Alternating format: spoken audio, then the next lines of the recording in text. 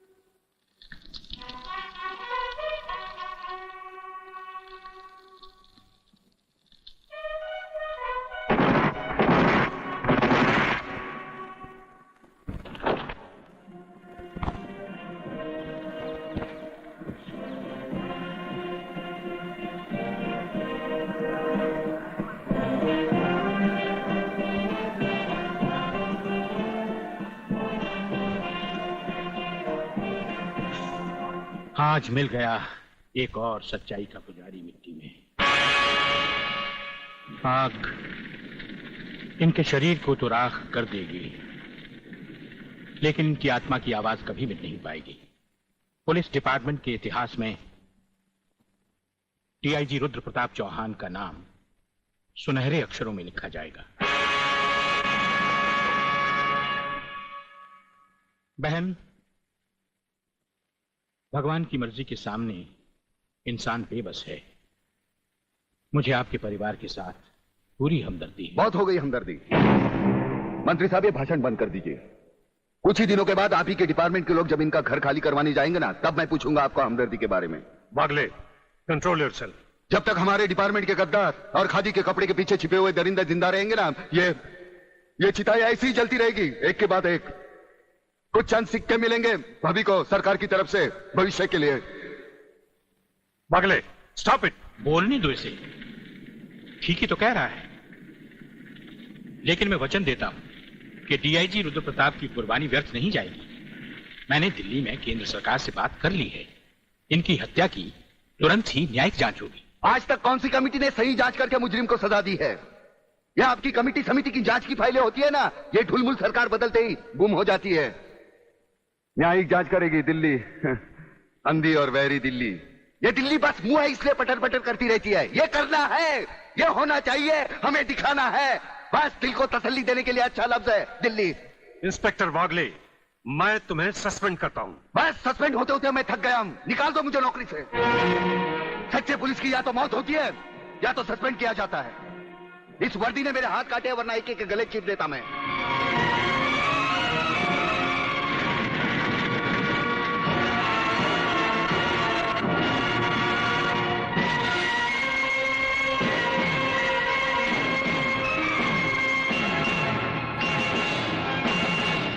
रहो।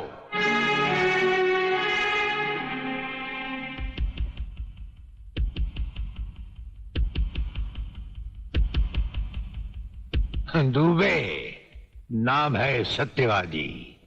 सत्यवादी दुबे। जैसे गधे की पीठ पर घोड़े की जीन अच्छी नहीं लगती, वैसे ही तुम्हारे कंधों पर ये सितारे अच्छे नहीं लगते।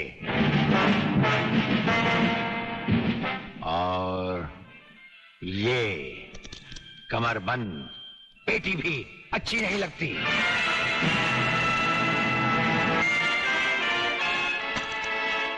अब वो कसम याद करो जो तुमने खाई थी ये वर्दी पहनने से पहले। हम कसम खाते हैं कि हम पूरी ईमानदारी और वफादारी से देश और कानून की रक्षा करेंगे।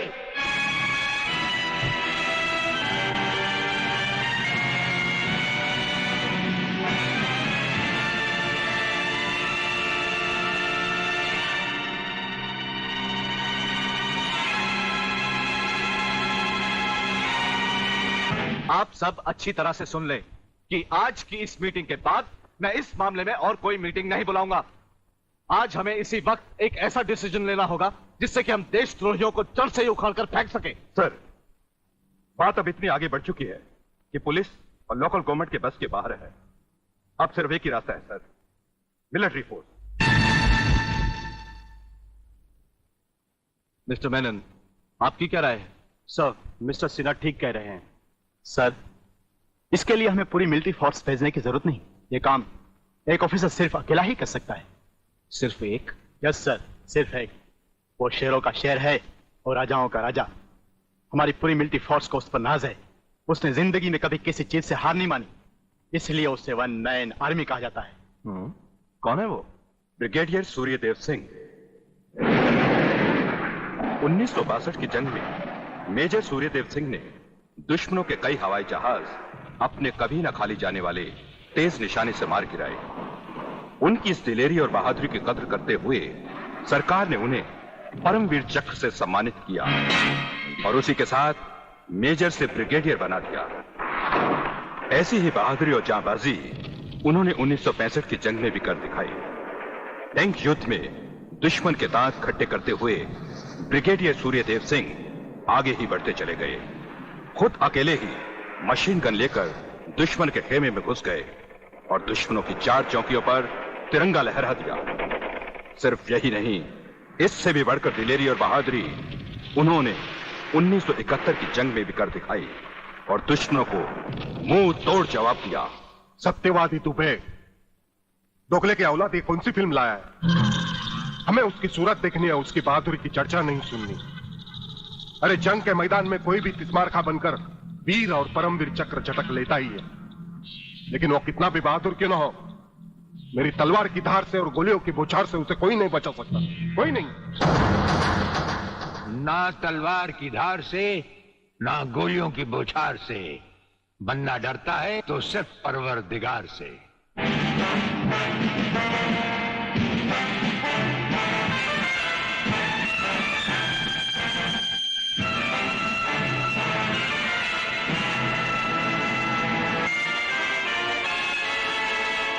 ब्रिगेडियर सूर्यदेव सिंह?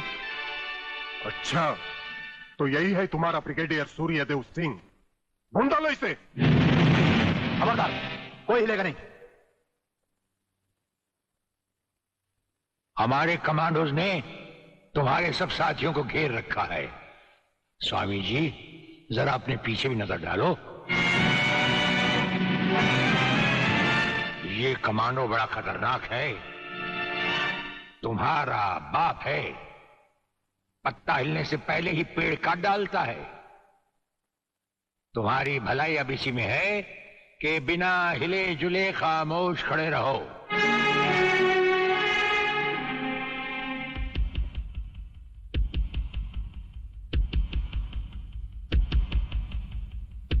दुबे नाम है सत्यवादी। सत्यवादी दुबे। जैसे गधे की पीठ पर घोड़े की जीन अच्छी नहीं लगती, वैसे ही तुम्हारे कंधों पर ये सितारे अच्छे नहीं लगते। और ये कमरबंद पेटी भी अच्छी नहीं लगती।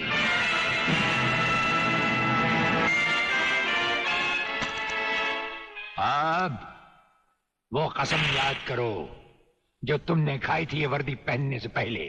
हम कसम खाते हैं कि हम पूरी ईमानदारी और वफादारी से देश और कानून की रक्षा करेंगे।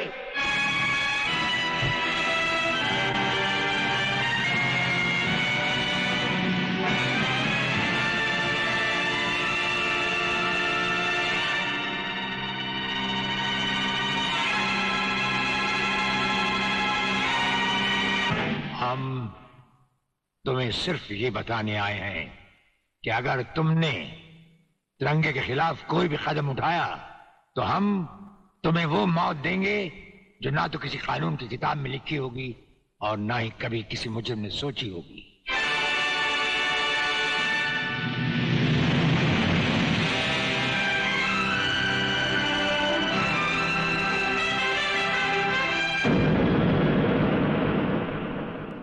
Hello, inspector Wagle speaking.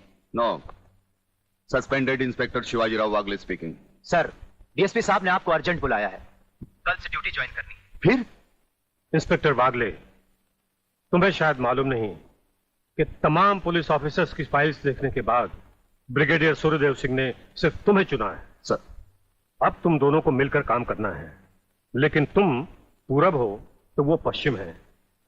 इसलिए सीनियर ऑफिसर होने के बावजूद मेरी तुमसे रिक्वेस्ट है कि ब्रिगेडियर सूर्यदेव सिंह के साथ मिलकर जो भी खेल खेलना हो, शांति और ठंडे दिमाग से खेलना। सर।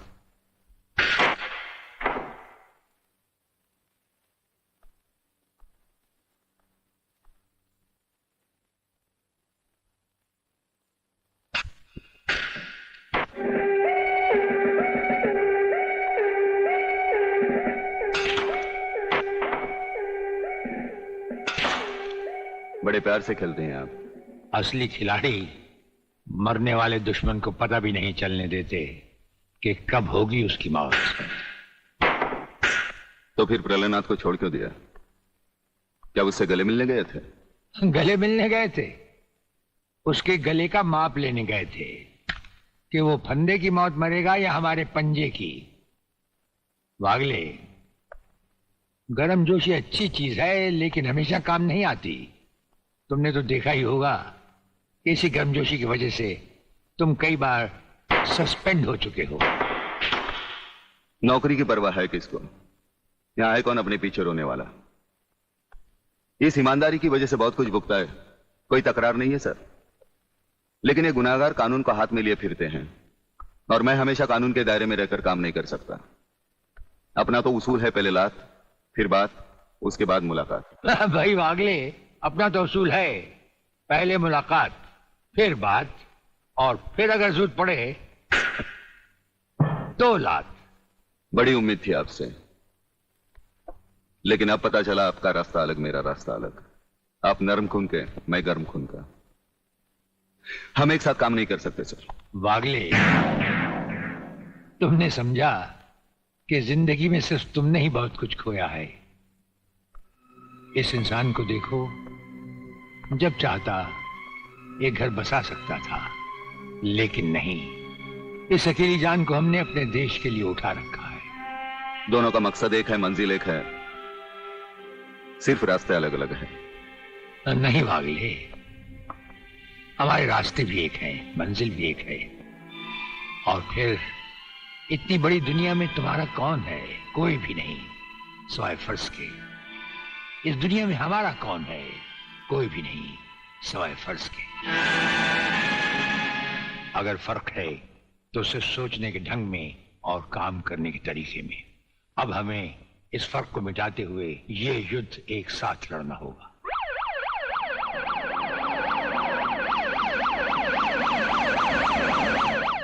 मुझे अपनी जान की तो परवाह नहीं है, लेकिन आप इस तरह खुलेआम गाड़ी में घूम रहे हैं, यह खतरा मैं उठा नहीं सकता। जिस गाड़ी में तुम बैठे हो ये मामूली गाड़ी नहीं। मामूली गाड़ी मामूली आदमियों के लिए होती है, ये गैर मामूली गाड़ी है, एक गैर मामूली इंसान के लिए। बुलेट प्रूफ, और इसमें ऐसे ऐसे गैजेट लगे हुए हैं जो बम से लेकर पटाखे तक की खबर में मिल जाती है।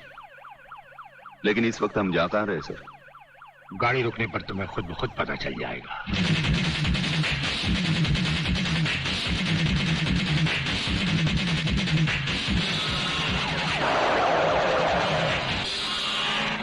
वागले, यहां हमारा घर है।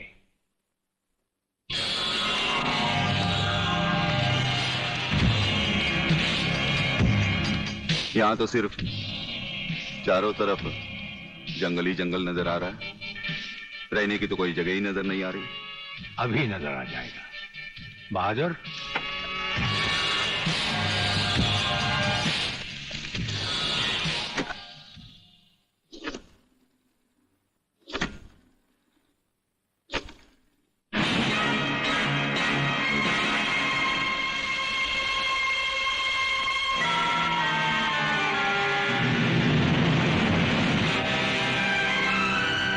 वागले, ये ऐसा बंकर है जिसका अता पता सिर्फ हमें या एक हमारे खास आदमी खबरीलाल को है, और आज से तुम्हें होगा।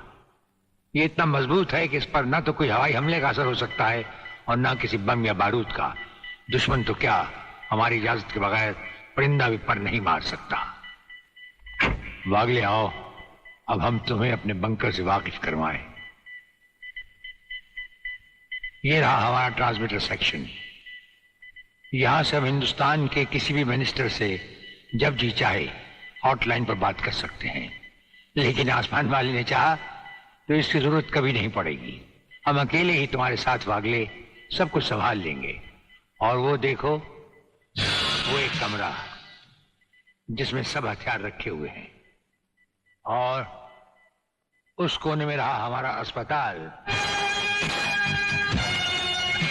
यहां हर लायक दुश्मन का सीटी स्कैन करके उसकी अंदरूनी बीमारियों को बाहर निकाला जाता है।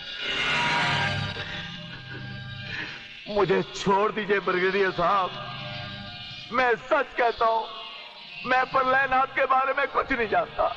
मुझे छोड़ दीजिए ब्रिगेडियर साहब। और छोड़ तो तुम्हें जरूर देंगे, लेकिन तुम मोटे बहुत हो, थोड़ी चर्बी कम होने के बाद। ये अस्पताल मेरे हवाले कर दीजिए सर। चर्बी कम करने के बहुत से तरीके मुझे मालूम है। हाँ, गुड वागले।